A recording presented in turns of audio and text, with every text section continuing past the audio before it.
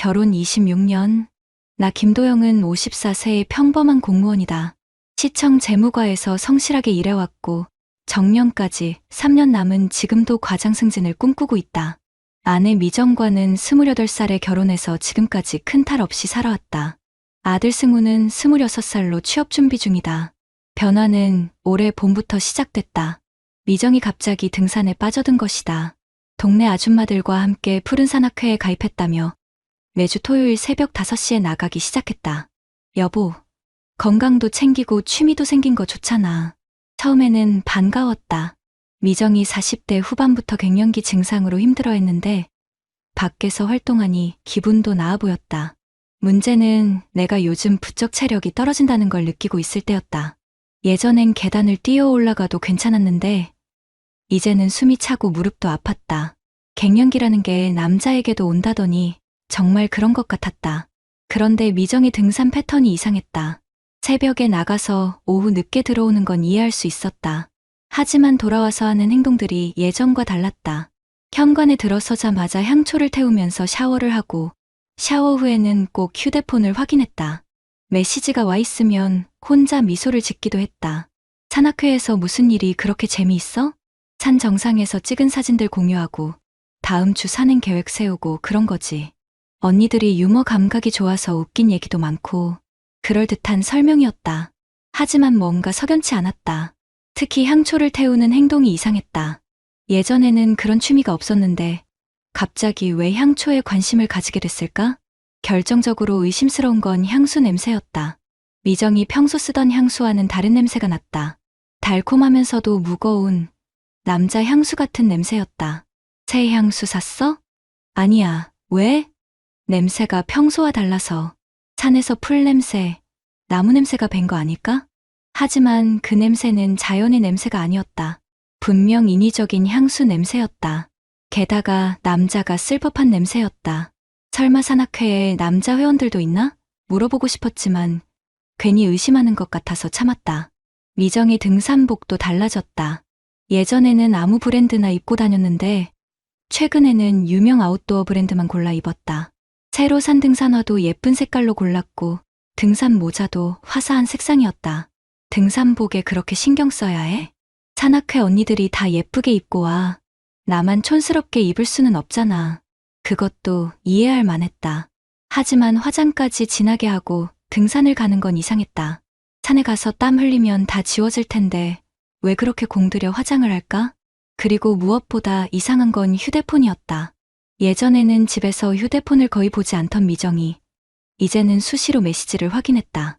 그것도 혼자 웃으면서.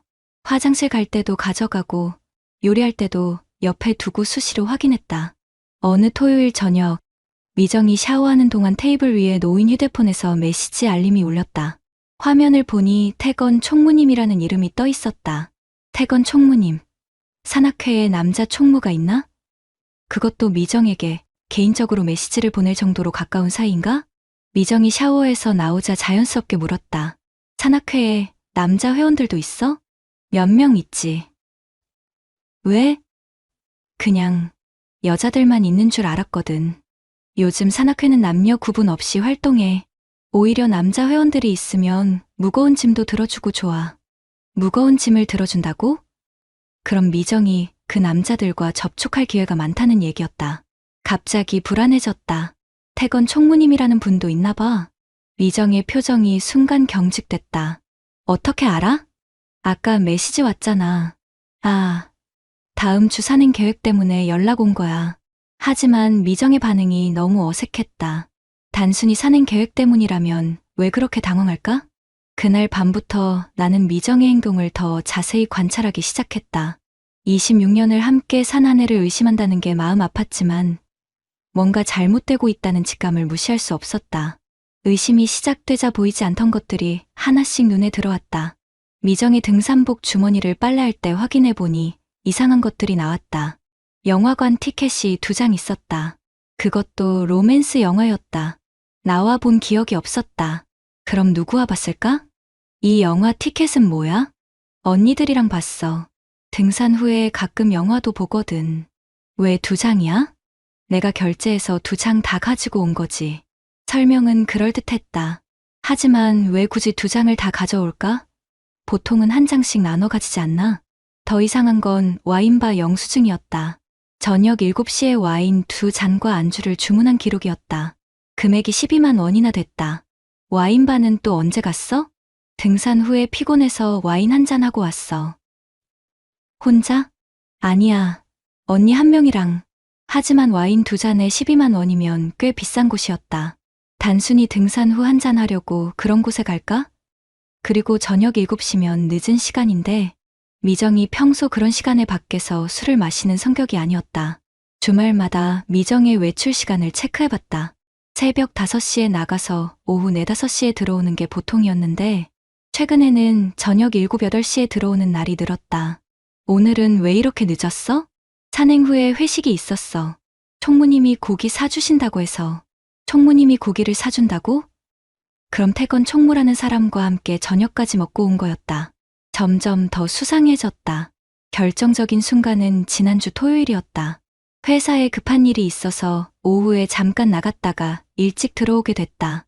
평소 같으면 미정이 등산해서 돌아와 있을 시간이었는데 집이 비어 있었다. 저녁 7시가 넘어서야 미정이 들어왔다. 어디 갔다 와? 등산 후에 온천에 다녀왔어. 몸이 너무 아파서. 하지만 미정의 머리카락이 젖어 있지 않았다. 온천에 갔다면 머리라도 감았을 텐데 완전히 말라 있었다. 그리고 옷에서 나는 냄새도 온천 냄새가 아니라 또 그 이상한 남자 향수 냄새였다. 나는 더 이상 참을 수 없어서 직접 확인해 보기로 했다. 다음 토요일 미정이 등산 간다고 나간 후 1~2시간 뒤에 나도 집을 나섰다. 미정이 주로 간다던 북한산 방향으로 향했다. 하지만 미정의 차는 북한산 주차장에 없었다. 푸른 산악회라는 이름으로 인터넷 검색을 해봐도 그런 산악회는 존재하지 않았다. 혹시 다른 이름인가 싶어서 미정의 SNS를 확인해봤지만 등산 관련 게시물이나 산악회 사진은 전혀 없었다. 이상했다. 매주 등산을 간다면서 인증샷 하나 없다는 게 말이 되나? 요즘 사람들은 뭘 해도 SNS에 올리는데 나는 다른 방법을 생각해봤다. 미정의 카드 사용 내역을 확인해보기로 했다. 가게를 관리하는 내가 당연히 할 수 있는 일이었다. 내역을 보니 더욱 이상한 점들이 발견됐다. 토요일마다 고속도로 휴게소에서 결제한 기록이 있었다. 그런데 북한산이 아니라 강원도 방향 휴게소였다. 그리고 모텔 결제 기록도 있었다. 춘천 시내의 한 모텔에서 4시간 이용료를 결제한 기록이었다. 가슴이 뛰기 시작했다. 등산을 간다면서 왜 모텔을 이용할까? 4시간 동안 무엇을 한 걸까? 그날 저녁 미정이 돌아왔을 때 추궁해보고 싶었지만 확실한 증거가 없었다. 혹시 내가 잘못 생각하는 건 아닐까? 26년을 함께 산 아내를 의심하는 내 자신이 한심하게 느껴졌다. 하지만 며칠 후 결정적인 장면을 목격하게 됐다. 회사 일찍 마치고 집 근처를 지나는데 미정이 낯선 남자와 함께 모텔 앞에서 나오는 걸 봤다. 키가 크고 나이가 비슷해 보이는 남자였다. 두 사람은 차 앞에서 잠깐 이야기하더니 각각 다른 차를 타고 떠났다. 그 순간 모든 퍼즐이 맞춰졌다. 등산은 핑계였고 실제로는 다른 남자와 만나고 있었던 것이다. 그 남자가 바로 태건 총무였을 것이다. 집에 돌아와서 미정에게 물었다. 오늘 등산 어땠어? 날씨도 좋고 경치도 예뻤어. 또 거짓말이었다. 미정은 등산이 아니라 모텔에서 나온 거였다. 26년 결혼 생활이 이렇게 무너질 수 있나? 정년까지 3년 남은 시점에서 이런 일이 생기다니. 동료들이 알면 승진은 물 건너가고 조직 내에서 신뢰도도 떨어질 것이다. 하지만 감정적으로 대응해서는 안 된다고 생각했다. 공무원으로 26년 일하면서 배운 게 있다면 확실한 증거 없이는 움직이지 않는다는 것이었다. 더 구체적인 증거가 필요했다. 더 이상 혼자서는 한계가 있다고 판단해 전문가의 도움을 받기로 했다. 인터넷에서 검색해본 결과 신뢰할 만한 탐정 사무소를 찾았다. 공무원이 이런 곳을 찾는다는 게 자존심 상하는 일이었지만 진실을 알아야 했다. 안녕하세요. 김도영입니다. 어떤 일로 오셨습니까? 아내가 다른 남자와 만나는 것 같습니다. 확실한 증거가 필요해서요. 박 탐정은 30년 경력의 베테랑이었다. 내 상황을 듣더니 전형적인 사례라고 했다. 요즘 산악회 불륜이 많이 늘고 있어요. 건전한 취미 활동으로 위장하기 쉽거든요. 상대방은 어떤 사람인가요? 박태건이라는 사람인데 산악회 총무라고 합니다. 총무면 모임을 주도하는 위치네요. 산 안내, 숙박 예약 등을 하면서 자연스럽게 1대1 만남을 주선할 수 있어요. 박 탐정의 설명을 들으니 모든 게 이해됐다. 태건이 총무라는 권위적 지위를 이용해 미정에게 접근한 것이었다. 등산이라는 건전한 취미를 빌미로 감정적 의존을 유도하고 점차 선을 넘은 것이다. 증거 수집은 어떻게 하나요? 우선 상대방 신상부터 파악하고 만나는 장소와 시간을 추적해야 합니다. 요즘은 SNS 분석도 중요해요. 이틀 후 박 탐정에게서 첫 번째 보고가 왔다. 박태건에 대한 신상 정보였다. 57세, 건설업 사업가입니다. 결혼 30년 차고 대학생 딸이 하나 있어요. 재산은 상당한 편이고 평소 산악회에서 멋진 오빠 역할을 하는 것 같습니다. 57세면 나보다 3살 많았다. 그리고 결혼 30년 차라는 건 가정이 있다는 얘기였다. 기혼자끼리 바람을 피우고 있었던 것이다. SNS 분석 결과도 나왔습니다. 박 탐정이 보여준 자료는 충격적이었다.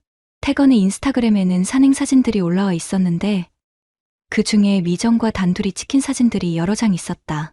다른 회원들과 찍은 단체 사진에서는 일정한 거리를 유지했지만 미정과 찍은 사진에서는 어깨를 맞대고 있었다. 댓글도 수상했다. 다른 사람들에게는 수고하셨습니다. 안전산행하세요. 같은 공식적인 댓글을 달았지만 미정의 사진에는 오늘도 예쁘네요. 미소가 아름다워요. 같은 개인적인 댓글을 달았다. 이 정도면 둘 사이에 특별한 관계가 있다고 봐야겠네요. 나는 박 탐정에게 본격적인 추적을 의뢰했다. 미정의 다음 외출 때 미행을 통해 정확히 어디서 무엇을 하는지 파악해달라고 했다. 토요일 새벽, 미정이 평소처럼 등산복을 입고 나갔다. 박 탐정은 이미 대기하고 있었고 나도 따로 차를 타고 멀찍이 따라갔다. 미정의 차는 북한산이 아니라 강원도 춘천 방향으로 향했다. 1시간 반 정도 달린 후 춘천 시내의 한 펜션에 도착했다. 고지어 검은색 SUV가 나타났고 태건으로 보이는 남자가 내렸다. 두 사람은 자연스럽게 펜션으로 들어갔다. 나는 차 안에서 모든 걸 지켜봤다. 26년 결혼 생활이 무너지는 순간이었다. 박 탐정이 펜션 외부 CCTV와 주차장 영상을 확보했다. 두 사람이 함께 들어가는 장면, 4시간 후 함께 나오는 장면까지 모두 기록됐다. 또한 펜션 예약 기록도 입수했다. 태건 명의로 예약되어 있었고 결제는 현금으로 이루어졌다. 이 정도면 법정에서 쓸 수 있는 확실한 증거입니다. 박 탐정의 말에 마음이 무거워졌다. 이제 더 이상 의심할 여지가 없었다. 미정은 정말로 다른 남자와 바람을 피우고 있었다. 집에 돌아온 미정에게 물었다. 오늘 등산 어땠어? 날씨가 흐려서 일찍 내려왔어. 또 거짓말이었다. 나는 더 이상 참을 수 없었다. 미정아, 우리 좀 진솔하게 대화하자. 무슨 말이야? 내가 등산 간다고 하면서 실제로는 다른 사람과 만나고 있다는 걸 알고 있어. 미정의 얼굴이 하얗게 질렸다. 뭔 소리야? 무슨 근거로 그런 말을? 박태건이라는 사람과 춘천 펜션에서 4시간 동안 뭘 했는지 설명해봐. 미정은 더 이상 변명할 수 없다는 걸 알았는지 고개를 떨어뜨렸다. 언제부터 알았어? 한두 달 전부터 의심했어. 향수 냄새, 영화 티켓, 와인바 영수증. 모든 게 이상했거든. 미안해. 정말 미안해. 하지만 미안하다는 말로는 26년이 해결되지 않았다. 나는 이미 변호사와 상담도 받았고 상간자 소송 준비도 끝낸 상태였다. 내일 변호사 사무실에 가자. 이혼 절차를 밟아야겠어. 도영아, 다시 생각해봐. 내가 정말 잘못했어. 기회를 한 번만 더. 기회는 26년 동안 충분히 줬어. 이제 끝이야. 그날 밤 승우에게 상황을 설명했다. 26살 아들이 이런 얘기를 들어야 한다는 게 마음 아팠다. 아빠, 엄마가 정말 그런 일을 했어요? 증거가 다 있어. 아빠도 믿고 싶지 않았지만 그럼 아빠 편에 설게요. 취업 준비하느라 힘든데 이런 일까지 생겨서 스트레스지만 잘못한 건 엄마니까요. 승우의 말에 가슴이 뭉클했다. 적어도 아들은 내 편이었다. 변호사 상담 결과 증거가 충분해서 이혼과 상간자 소송 모두 승소 가능성이 높다고 했다. 특히 펜션 출입 영상과 예약 기록은 결정적 증거였다. 박태건을 상대로 위자료 청구 소송을 진행하겠습니다. 이 정도 증거면 3천만 원에서 5천만 원까지 가능할 것 같습니다. 나는 망설임 없이 소송을 결정했다. 정년까지 3년 남은 공무원이 이런 일로 법정에 서는 게 체면상 좋지 않았지만 원칙은 지켜야 했다. 이혼 조정은 한 달 만에 성립됐다. 미정이 모든 사실을 인정했기 때문이다. 재산 분할은 7대 3으로 내가 더 많이 가져가기로 했다. 양육권은 승우가 성인이라 문제 없었고 승우 본인도 아버지와 살겠다고 했다. 문제는 상간자 소송이었다. 박태건은 끝까지 발뺌했다. 혼인관계가 이미 파탄난 상태였습니다. 제가 개입하기 전에 이미 별거 상태나 다름없었어요. 무슨 근거로 그런 주장을 합니까? 김도영 씨가 부인에게 관심이 없었다고 들었습니다. 대화도 없고 스킨십도 없고. 변호사가 즉시 반박했다. 부부가 한 집에서 살고 있었고 가게도 공동으로 관리했습니다. 혼인관계 파탄을 주장할 근거가 없습니다. 재판이 진행되면서 박태건의 추악한 면모가 드러났다. 그는 산악회에서 권위적 지위를 이용해 여러 여성들에게 접근해왔다는 증언이 나왔다. 미정이 처음이 아니었던 것이다. 사난내를 빌미로 1대1 만남을 주선하고 숙박 예약을 통해 자연스럽게 펜션이나 모텔로 유도했습니다. 증인으로 나온 다른 산악회 회원의 증언이었다. 박태건은 전형적인 산악회 헌터였던 것이다. 피고 박태건은 총무라는 지위를 남용하여 기혼 여성과 부적절한 관계를 지속했으며 이는 명백한 불법행위입니다. 판사의 중간 의견도 내게 유리했다. 박태건의 변호사는 마지막까지 혼인관계 파탄을 주장했지만 받아들여지지 않았다. 피고와 김미정이 만나기 시작한 건 올해 3월부터입니다. 그 이전까지 원고 부부는 정상적인 혼인 생활을 영위했습니다. 첫 번째 변론에서 승기를 잡았다. 두 번째 변론에서는 위자료 액수를 논의했다. 피고의 행위는 단순한 실수가 아니라 계획적이고 지속적인 불법행위였습니다. 산악회 총무라는 지위를 악용했고 다른 피해자도 있었던 점을 고려해야 합니다. 우리 측 변호사의 주장이 설득력 있게 받아들여졌다. 한 달 후 판결이 나왔다. 피고 박태건은 원고 김도영에게 위자료 2,200만 원을 지급하라.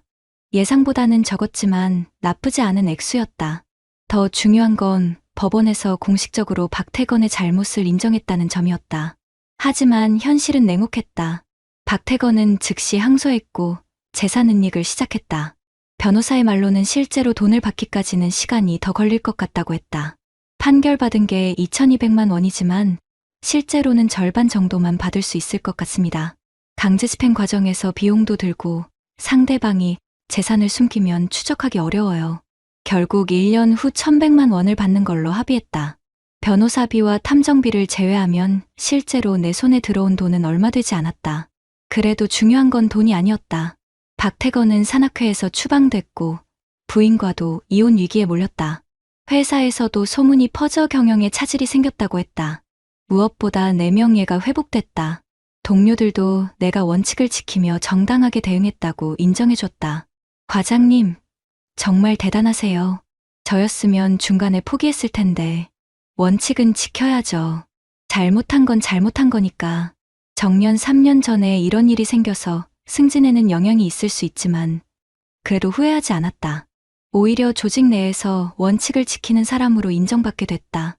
이혼이 확정된 후 나는 승우와 새로운 일상을 만들어갔다. 처음에는 어색했지만 점차 아버지와 아들만의 리듬이 생겼다. 아빠, 취업 준비하는데 이런 일까지 겹쳐서 힘들었어요. 그래도 아빠가 끝까지 싸워주셔서 다행이에요. 승우의 말에 가슴이 뭉클했다.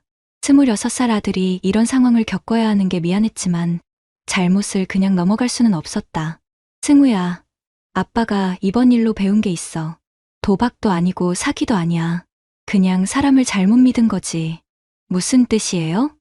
누군가의 취미가 가족을 망칠 수도 있다는 거야. 건전한 활동이라고 해서 다 안전한 건 아니야. 실제로 산악회 분류는 생각보다 흔한 일이었다. 변호사를 통해 들은 바로는 비슷한 사례가 많다고 했다. 건전한 취미 활동을 빌미로 접근하기 때문에 의심받지 않고 정기적으로 만날 핑계도 완벽했다. 특히 총무나 회장 같은 권위적 지위에 있는 사람들이 문제예요. 모임을 주도하면서 자연스럽게 1대1 만남을 만들어내거든요. 변호사의 설명이었다. 박태건도 그런 수법을 쓴 것이었다. 내 갱년기 증상도 점차 나아졌다. 스트레스의 근본 원인이 사라지니까 체력도 회복되고 기분도 좋아졌다. 무엇보다 더 이상 의심하며 살지 않아도 된다는 게 편했다. 회사에서도 달라진 점이 있었다. 동료들이 내게 조언을 구하러 오는 경우가 늘었다. 과장님, 저희 부부도 요즘 문제가 있는데 어떻게 하면 좋을까요? 감정적으로 대응하지 마세요. 확실한 증거를 모으고 법적 절차를 통해 해결하는 게 좋아요. 내 경험이 다른 사람들에게 도움이 된다니 보람을 느꼈다. 정년까지 2년 남은 시점에서 과장 승진은 어려워졌지만 그래도 후회하지 않았다. 원칙을 지켰다는 자부심이 더 중요했다. 승우는 취업에 성공했다. 힘든 상황에서도 포기하지 않고 노력한 결과였다. 아빠, 고마워요. 아빠가 강하게 대응해 주셔서 저도 더 단단해진 것 같아요. 내가 있어서 아빠도 포기하지 않을 수 있었어.